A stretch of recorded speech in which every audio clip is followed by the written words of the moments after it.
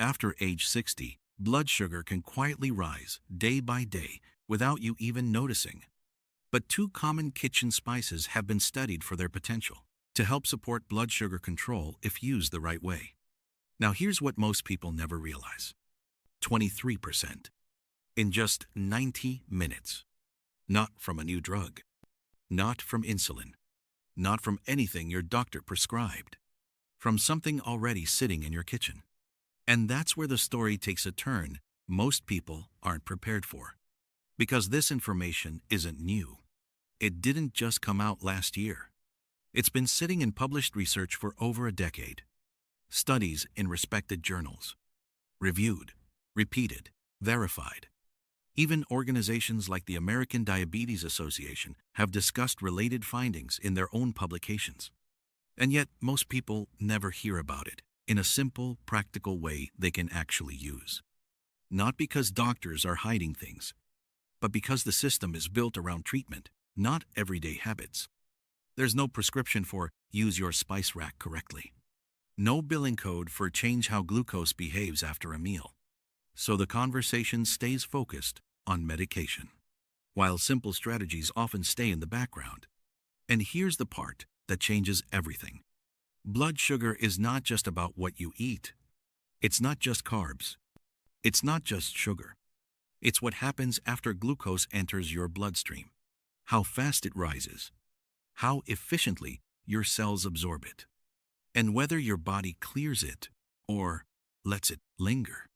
Because when glucose stays in your blood too long, that's when the real damage begins. And for many people over 60, that process slows down quietly. No symptoms.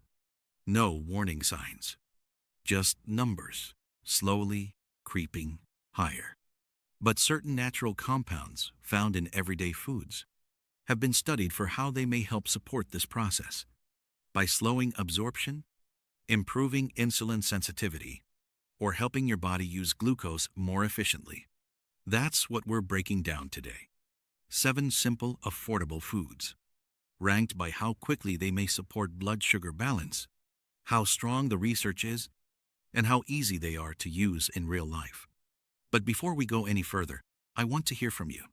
If you believe people deserve clear, practical health information, not just complicated instructions, comment below. I deserve the truth. And if you want more evidence-based strategies explained in a way that actually makes sense, hit subscribe and turn on notifications. Because the next few minutes could completely change how you think about blood sugar. Now stay with me, because number 1 on this list is something most people overlook. And when used at the right time, it may help support healthier blood sugar levels overnight, while you sleep. And once you understand how it works, you may never look at your evening routine the same way again. Green tea. It sounds almost too simple, which is exactly why most people ignore it. Because this isn't a powerful drug. It doesn't feel dramatic. It doesn't promise instant results. But here's the truth. It works quietly, and it works at the level that actually matters, inside your metabolic system. Green tea contains a compound called EGCG, short for epigallocatechin gallate. And this compound does something very specific the moment you consume it with a meal. First, it slows down an enzyme called alpha amylase. Now, that enzyme is responsible for breaking down starch into glucose in your digestive tract. When it works fast, glucose floods your bloodstream. Sharp spike, sudden crash. But when EGCG slows it down, glucose enters gradually. Not a flood, a trickle. That alone can flatten your blood sugar spike significantly. But that's only half the story. EGCG also activates a pathway in your body called AMPK. This is the same pathway targeted by metformin, one of the most commonly prescribed diabetes medications in the world. But instead of forcing the system, green tea gently nudges it, helping your cells absorb and use glucose more efficiently. Now here's where it becomes especially relevant after age 60. Every year, your insulin sensitivity declines. Roughly 1 to 2%. slowly, quietly, but consistently. That means your body needs more insulin to do the same job. And over time, that system starts to struggle. Green tea doesn't fix everything, but it supports that declining system daily. And the research backs this up. A meta-analysis published in the American Journal of Clinical Nutrition reviewed 17 randomized controlled trials. The result? Regular green tea consumption was associated with reductions in both fasting blood glucose and insulin levels. That means it's not just lowering the number, it's helping your body handle glucose better. So here's how to use it. 1 cup per day. Unsweetened, no bottled versions, no added sugar. Drink it with your largest meal. And if you want a stronger effect, use matcha. Because matcha uses the entire ground tea leaf, it delivers 3 to 5 times more EGCG than regular green tea. Simple, accessible, consistent. Green tea won't shock you overnight, but over time, it quietly repairs the system most people don't even realize is breaking. Number 6. Ginger. 3 mechanisms at once without forcing your body to produce more insulin. And here's where most people completely miss the real power. Because ginger isn't just helping after you eat, it's working behind the scenes, at the exact place where blood sugar problems quietly begin. Your liver. Let me explain. Even if you don't eat anything, your blood sugar can still rise. Strange, right? You go to bed. No snacks, no sugar, no carbs. And you wake up with elevated glucose. Why? Because your liver has been producing sugar all night. This process, hepatic gluconeogenesis, is supposed to protect you from low blood sugar. But after 60, it often becomes dysregulated, overactive. Your liver starts releasing more glucose than your body actually needs, like a faucet that won't fully shut off. Now, here's where ginger steps in. Compounds like gingerols help suppress the enzymes responsible for that excess glucose production. In simple terms, ginger tells your liver to slow down. Less unnecessary sugar entering your bloodstream, especially during fasting periods like overnight. But that's only one layer. At the same time, ginger helps your muscles absorb glucose more efficiently. So instead of sugar circulating in your blood, it gets pulled into your cells and used. And then there's the third mechanism, the one that becomes more important every single year you age. Inflammation. Chronic, silent, constant. What researchers now call inflammaging. This low-grade inflammation slowly damages your insulin receptors, the very system that allows glucose to enter your cells. So even if insulin is present, the signal doesn't land. It's like knocking on a door that no longer opens properly. Ginger helps calm that inflammation. It restores communication, so insulin can actually do its job again. Now, this isn't just theory. A randomized controlled trial, the gold standard, gave type 2 diabetic patients about 2 grams of ginger daily for 12 weeks. The result? Significant reductions in fasting blood sugar, and more importantly, lower HbA1c. That's your long-term average. That's what your doctor uses to judge whether you're getting better or worse. Same diet, same medication. Only difference? Ginger. Now imagine this. A 6-7-year-old man doing everything right, eating less, walking daily. But every checkup, his numbers keep creeping up. His doctor says, that's just aging. But what's really happening? His liver is overproducing glucose. His cells are becoming resistant. Inflammation is blocking the signal. He's not failing. His system is. And ginger addresses all 3 of those failures at once. So here's how to use it. 2 grams per day. About 1 teaspoon of ginger powder. Or fresh ginger grated into hot water, soups, or meals. Take it with food. Keep it consistent. Because ginger isn't a quick fix. It's a daily correction to a system that's been drifting off course for years.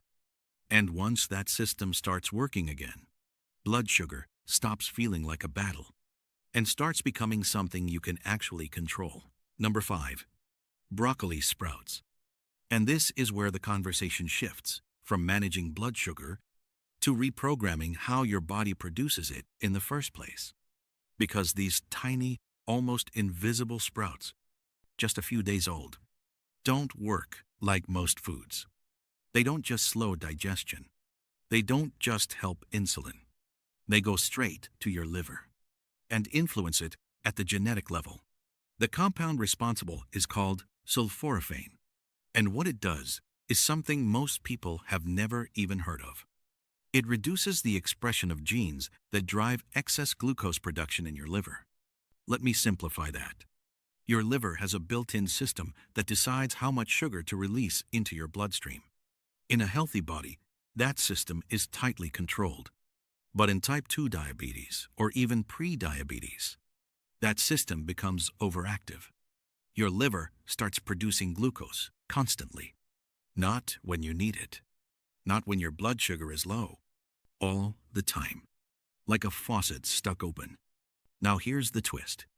Metformin, the most commonly prescribed diabetes drug, targets one pathway to reduce that production. But sulforaphane?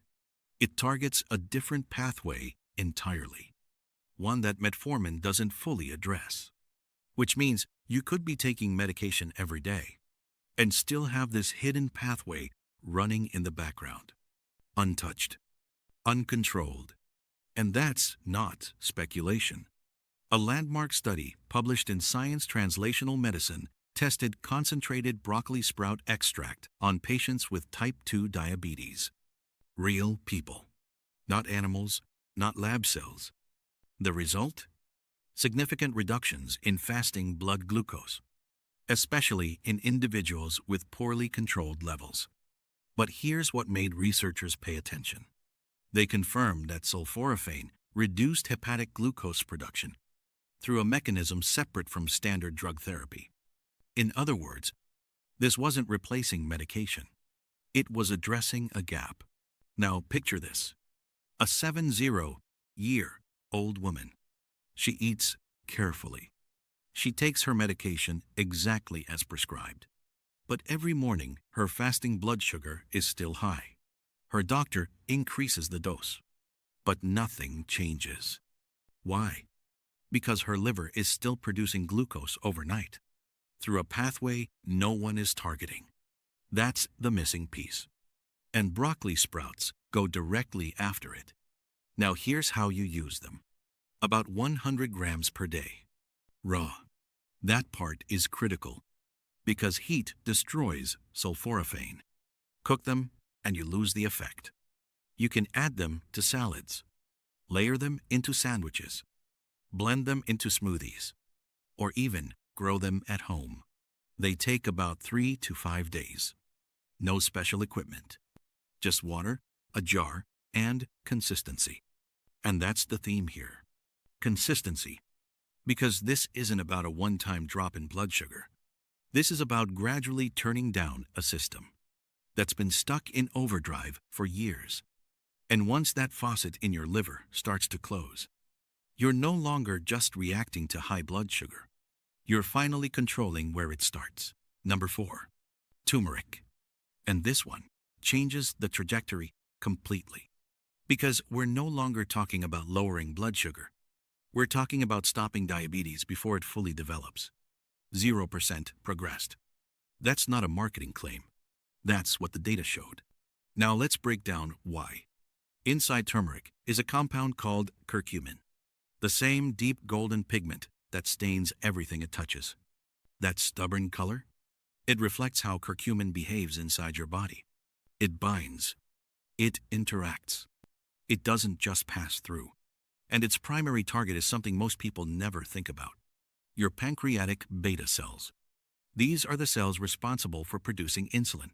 When they're healthy, they respond quickly and efficiently. But after years of blood sugar spikes, after decades of metabolic stress, they become inflamed. And when beta cells are inflamed, they malfunction. They produce less insulin, or they release it too late.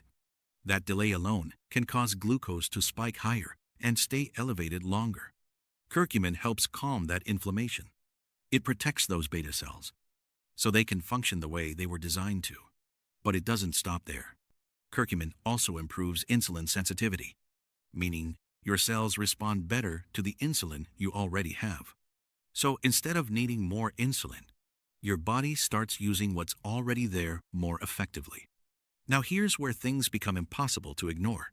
A clinical study published in Diabetes Care followed 240 pre-diabetic individuals over 9 months. One group received curcumin, the other received a placebo. Same starting point, same risk level. After 9 months, in the placebo group, over 16% progressed to type 2 diabetes. In the curcumin group, 0. Not one single person developed diabetes. 0%. Let that sink in. And yes, this was published in the American Diabetes Association's own journal, which raises an uncomfortable question. Why isn't this common knowledge? Why are people told to wait and see with prediabetes when something this simple has already been studied? The answer isn't complicated. Curcumin isn't a drug. It can't be patented. It can't be marked up. So it rarely becomes the center of the conversation. Now imagine this. A 62-year-old man is told he has prediabetes. He's given a pamphlet, told to come back in 6 months. No urgency, no clear plan. But inside his body, his beta cells are already under stress.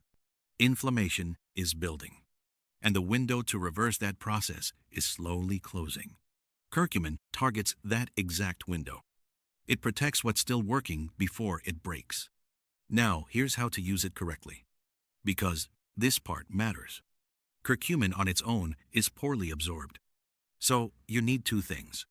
First, black pepper. It contains piperine, which increases curcumin absorption dramatically. Second, a source of fat. Curcumin is fat-soluble. Without fat, most of it passes through your system unused. So you can mix turmeric with black pepper and a healthy fat, like olive oil, coconut oil, or in a warm drink. Or use a high-quality supplement standardized to about 95% curcuminoids. Simple, but powerful. Because this isn't just about lowering numbers. It's about protecting the system that controls them before it's too late. Number 3, Fenugreek. A small, bitter seed that most people walk past without a second thought. But here's the truth.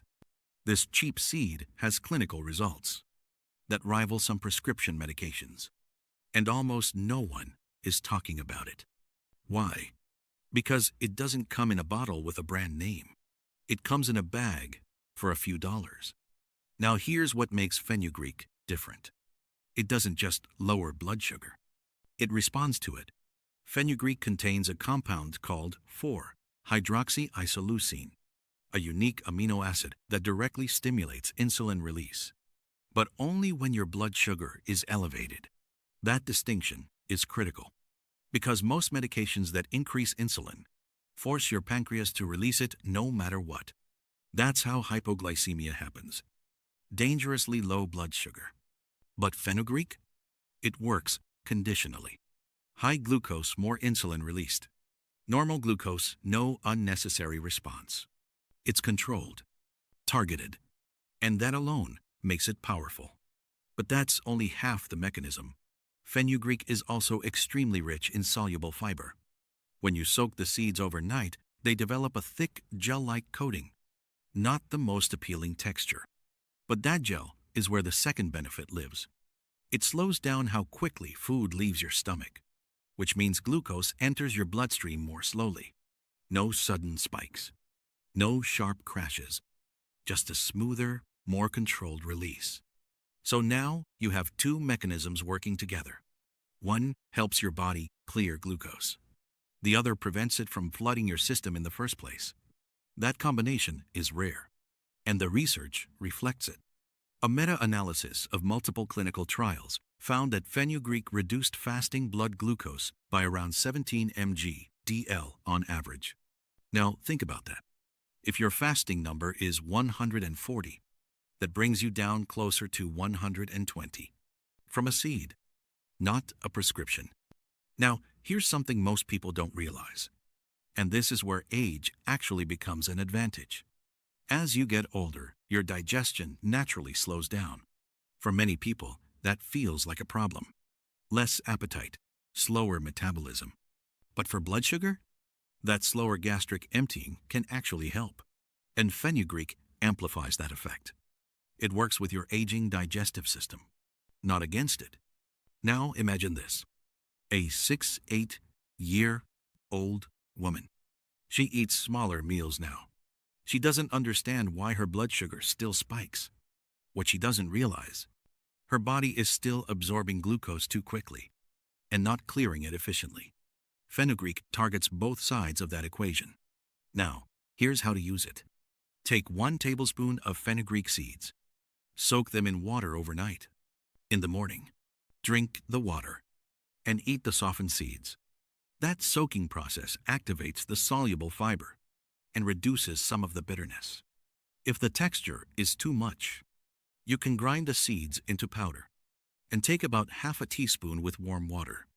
Simple, cheap, effective. Because sometimes the most overlooked solutions are the ones that have been sitting in front of us all along. Number 2, cinnamon, but not the one you think.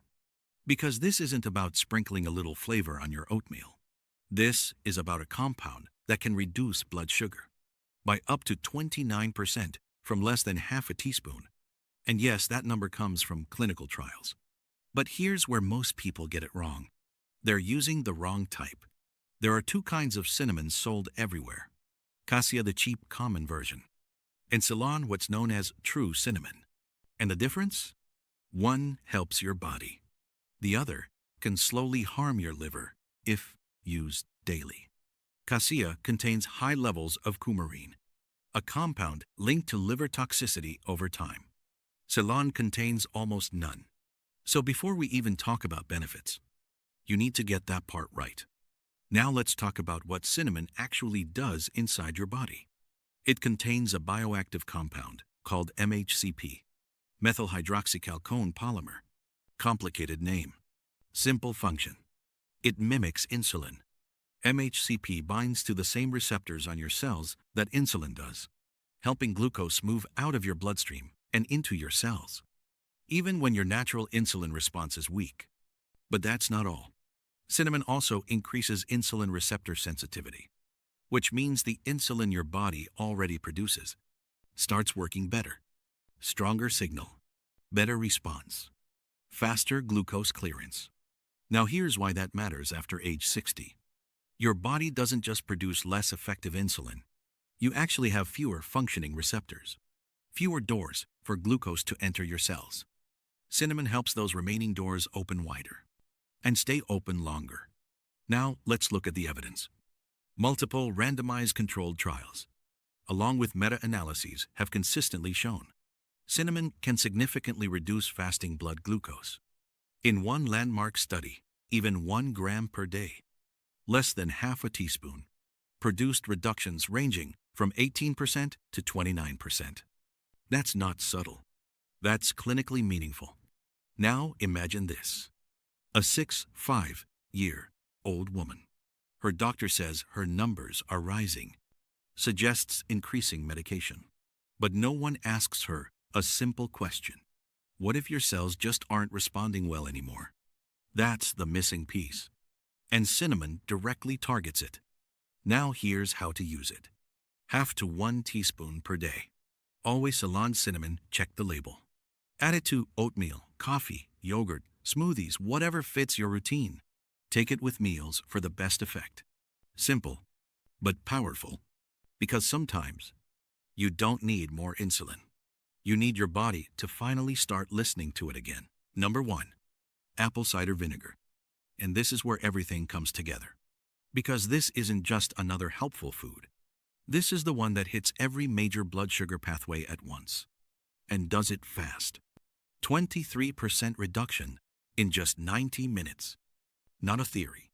Not a guess. That's what controlled studies have shown. But here's what makes it number one.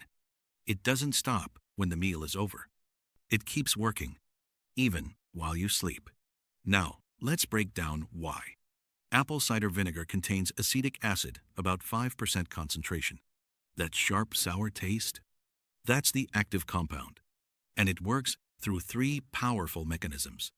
First, it slows down carbohydrate digestion. Acetic acid inhibits enzymes in your small intestine that break carbs into glucose. So instead of sugar hitting your bloodstream all at once, it enters slowly. A controlled release, not a spike. Second, it increases glucose uptake into your muscles. It activates a pathway similar to AMPK, the same metabolic pathway targeted by drugs like metformin. This tells your muscles, start absorbing glucose now, even if insulin signaling isn't perfect. So sugar gets cleared faster. Less circulating, less damage. But here's the third mechanism. And this is what makes it number one. It suppresses overnight glucose production in your liver. Remember what we talked about earlier. Your liver releases sugar while you sleep. And after 60, that process often becomes excessive. You go to bed with decent numbers and wake up with elevated blood sugar. Not because of what you ate, but because of what your liver did overnight. Apple cider vinegar directly targets that. It tells your liver to slow down, to stop producing unnecessary glucose while you sleep. Now, let's look at the research. Multiple studies published in journals, including those associated with the American Diabetes Association, have shown improved insulin sensitivity, lower post-meal blood sugar, and reduced fasting glucose the next morning. In one study, taking vinegar before bed led to measurable drops in morning blood sugar, even in individuals already on medication. Now think about that for a second. A simple solution, costing just a few cents per serving, supporting the same system that fuels a multi-billion-dollar industry. It's not about replacing treatment. It's about understanding that powerful tools don't always come with a prescription. Now imagine this. A 70-year-old man checks his blood sugar every morning. 130, 140, sometimes higher. His medication hasn't changed. His diet hasn't changed. But every night, his liver is quietly pushing glucose into his bloodstream. Unnoticed, uncontrolled. Until now. Because this is where apple cider vinegar fits in. Now here's exactly how to use it. Before meals, take 1 to 2 tablespoons, diluted in a glass of water. Drink it about 15-20 minutes before eating. This helps control the spike before it even begins. Before bed, take 2 tablespoons, again diluted in water. This supports overnight blood sugar control. Important, always dilute it. Undiluted vinegar can damage your teeth and irritate your throat. Use a straw if possible. Rinse your mouth afterward. And look for raw, unfiltered apple cider vinegar with the mother. That cloudy substance contains additional beneficial compounds. Simple, affordable, powerful. Because when something can slow sugar absorption, improve glucose uptake, and reduce overnight production, you're no longer just reacting to blood sugar. You're controlling it. Around the clock. Before you do anything. Before you go to your kitchen. Before you start using all of these together. Stop. Because this next section could literally save your life. These are not harmless combinations. These are real interactions between natural compounds and prescription medications. And almost no one warns you about them. Not because they don't matter, but because most doctors were never trained to think about food this way. So listen carefully. Combination number 1. Apple cider vinegar and metformin. If you have kidney issues, this is not something you experiment with casually. Both can influence your body's potassium balance. And when potassium drops too low, a condition called hypokalemia, you're not just dealing with fatigue. You're risking muscle weakness, cramps, and in severe cases, dangerous heart rhythm disturbances. If you're on metformin, start low. 1 tablespoon, not 2.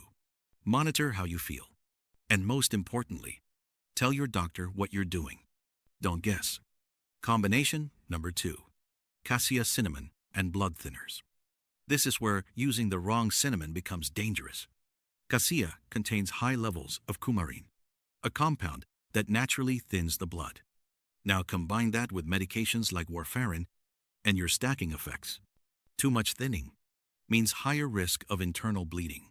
This is exactly why Ceylon cinnamon matters. Low coumarin, safer for daily use. This is not a small detail. It's the difference between support and risk. Combination number 3. Fenugreek and sulfonylurea drugs. Medications like glipizide or glyburide already stimulate insulin release. Fenugreek does the same thing, but in a more natural, conditional way. Together, they can push your blood sugar too low. And hypoglycemia in older adults is not just uncomfortable, it's dangerous. Falls, confusion, loss of consciousness. If you're taking these medications, you do not add fenugreek without medical guidance. No exceptions. Combination number 4. Curcumin and your medications. Curcumin can slow down the enzymes your liver uses to process certain drugs, which means your medication stays in your system longer than intended. Stronger effect, longer duration, sometimes too strong. The solution is simple. Separate them, at least 2 hours apart. But you need to know to do that, because no one is going to tell you unless you ask. This is why this section matters. These aren't random tips. These are real, documented interactions. And if you ignore them, you're not just being proactive, you're being reckless. So take this seriously. Use these tools wisely, because done right, this approach can change your health. But done blindly, it can create problems you never saw coming. Now here's the part that matters most. Not information, not theory, execution, because none of this works unless you actually apply it. But if you try to do everything at once, you'll overwhelm your system. You won't know what's working, and you'll quit. So here's the exact plan. Simple, controlled, step by step. Day 1, tonight. Start with one thing. Apple cider vinegar. 2 tablespoons, diluted in water. Drink it before bed. That's it. No changes to your diet. No extra supplements. Just that. Tomorrow morning, check your fasting blood sugar. Write it down. You're starting your baseline. Day 3. Now you add cinnamon. Half a teaspoon. Ceylon only. Add it to your breakfast coffee, oatmeal, yogurt. Keep the vinegar at night. Now you're working on both ends. Post-meal spikes and overnight glucose. Day 7. Now introduce fenugreek. 1 tablespoon soaked overnight. Drink the water. Eat the seeds. 30 minutes before breakfast. Now you're controlling absorption, speed, insulin response, and glucose release. Week 2. Now add green tea. 1 cup with your largest meal. Not bottled, not sweetened. Real tea. Now your system is fully supported. Slower spikes. Better insulin signaling. Less liver overproduction. And here's the rule that makes this work. 1 change at a time. 3 days apart. No shortcuts. Because if something feels off, you'll know exactly what caused it. That's how you stay in control. Now, listen carefully. You are not replacing your doctor. You are not ignoring medical advice. You are not going against the system. You're going ahead of it.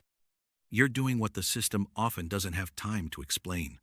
You're adding simple, evidence-based strategies that support what your body is already trying to do. That's not rebellion. That's responsibility.